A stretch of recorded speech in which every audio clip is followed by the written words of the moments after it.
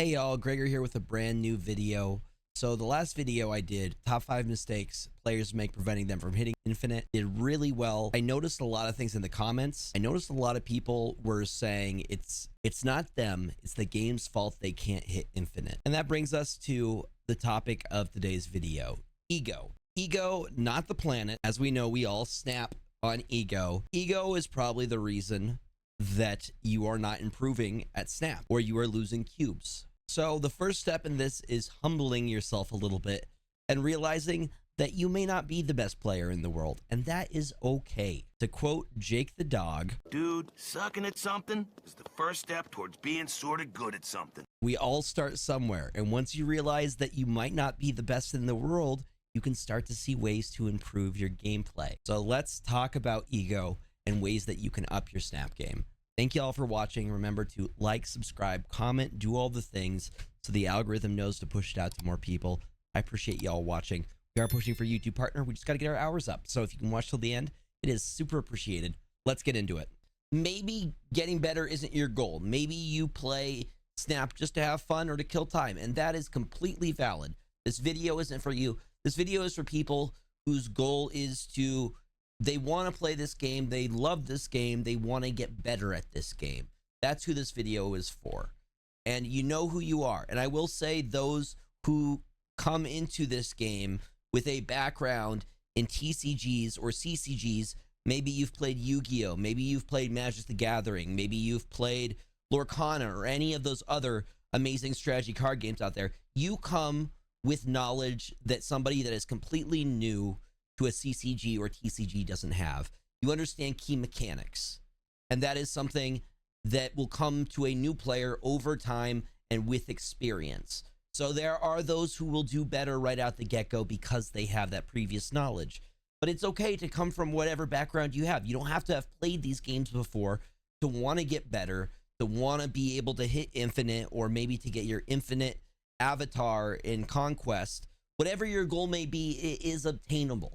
It's just really important not to blame your shortcomings on the game or lack of cards or any of these things because you believe you are owed the win. When in actuality, this game is very heavily RNG based, but there are a lot of things that you can do mitigating the chance that the RNG will affect your gameplay. So for people saying that I just don't have the cards, I can't do it, the cards are the problem, I don't have enough, I'm gonna give you an example at the end of this video of 3 different decks starting from CL 200 all the way from to like CL 2000-ish. My friend was able to hit infinite using the decks that I'm gonna give you examples of it at the end of the video, just using these Series 3 and collection level 2000. So if they can do it, you can do it. Don't use that as an excuse. So Gregor, what do you mean by ego losing me games?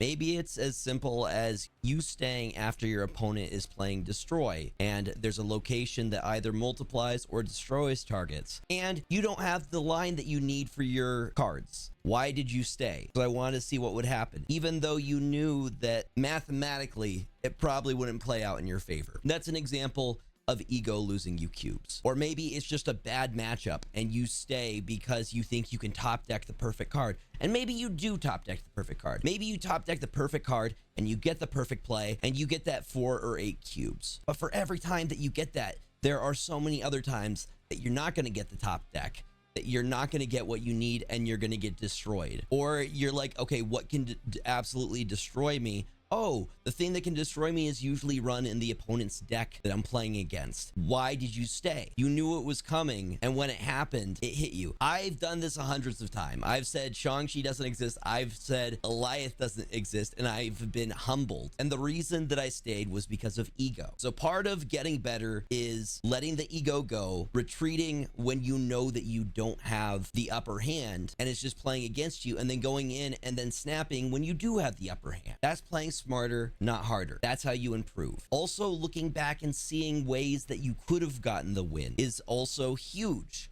Like, hey, I lost on the 50-50 split. That could have gone either way. That was all RNG. Was there anything else I could have done that could have gotten me that win? Those things are what make you a better player. That is how you improve. Now, let's talk about staying and retreating on snaps.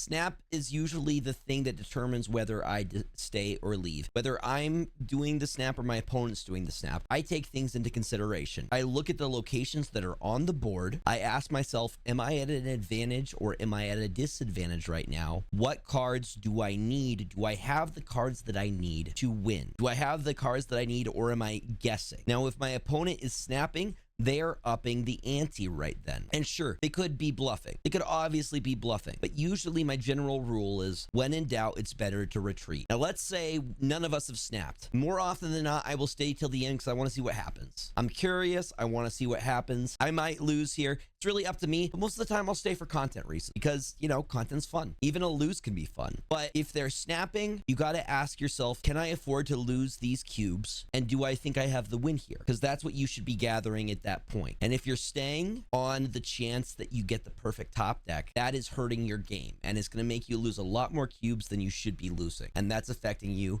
from hitting infinite or getting that infinite avatar in Conquest. You got to be smart with your plays and you got to know when to retreat. Got to know when to hold them and know when to fold them. I am giving away 3 of the Amazing Spider-Man season passes. I am giving away one on Twitter, so you can check the link in the description for the details there. And then I am giving away 2 on YouTube. To enter for YouTube, just comment done on my last Toxic Negative deck guide and just reply with your favorite match out of all the matches within the video. If you're able to watch till the end, it's super appreciated. I will choose the winner on the Tuesday the 3rd around 4 p.m. Pacific time. Get your entries in. Good luck, y'all. I didn't forget, I did promise you some decks if you are a newer player, ones that I would recommend for climbing and one that you can gradually improve with. I'm going to show you the deck that my friend used to hit infinite. They are only around CL level 2000 and they were able to do it. I did coach them a couple of times every week for about 2 months, but they were able to get it from just being able to make smart plays,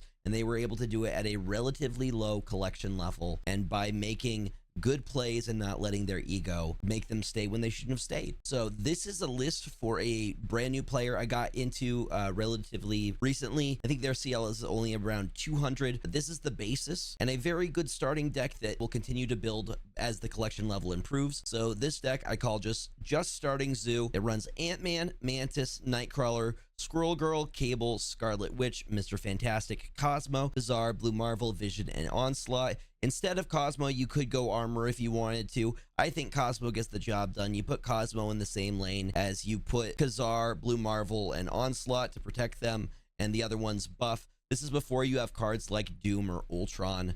Then we get to our next one. This is where Series 3 start popping in. I believe you get Series 3 around collection level 1000. So this is Series 3 Zoo. This deck runs Misty Knight, Squirrel Girl, Mr. Sinister, Shocker, Mystique, Patriot, Magic, Cosmo, Blue Marvel, Sarah, Onslaught, and Ultron. Now we're getting in the Series 3 cards like Sarah, Magic, Ultron, and Patriot. So they give you more buff options. So as you're progressing, you're getting these new card unlocks and you continue to build this deck and it gets better and better. And then we get to the deck that got my friend Infinite, 2K CL Infinite example, Zoo. This deck runs Ant-Man, Iceman, Squirrel Girl, Armor, Mystique, Patriot, Shang-Chi, Kazar, Blue Marvel, Gilgamesh, Onslaught, and Ultron. Really, the only Series 5 I see in here is Gilgamesh. Shang-Chi is a solid option, and it doesn't run Sandman, and I was really proud of my friend for not running Sandman in this list because they could have ran Sandman,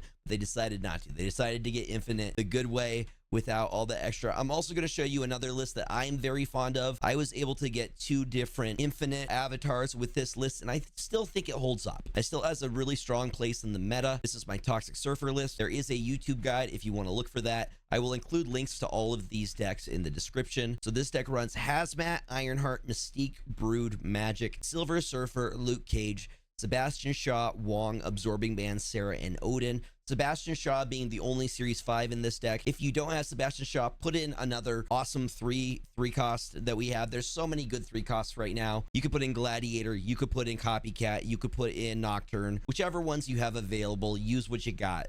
But you can make a lot work with very little. So try to make what you have work. and work on getting better as a player. Feel free to make any changes that you see fit to these decks. They are all interchangeable. Along with the 3-cost cards, Wolfsbane and Sage are always great when there are Wong and Mystiques available to hit. Just, yeah, feel free, play with it, see what works, what doesn't. But the big thing here is learning when to retreat, when to stay, and working on becoming a better player overall. Thank you for watching. Let me know if this video was valuable to you. I love doing this kind of stuff. I love being able to be creative, and I love being able to share my knowledge with the community. If there's things that you think I could improve on, I appreciate any kind of constructive criticism that you could give. Thank you for watching till the very end. You're helping us hit that goal of getting YouTube partner and just getting them watch hours up, and I genuinely appreciate your support. I hope to have more videos out. I don't know, I think this might be the last one for this week. We'll see. I'm trying to get more short form content out, but I know we have a really cool idea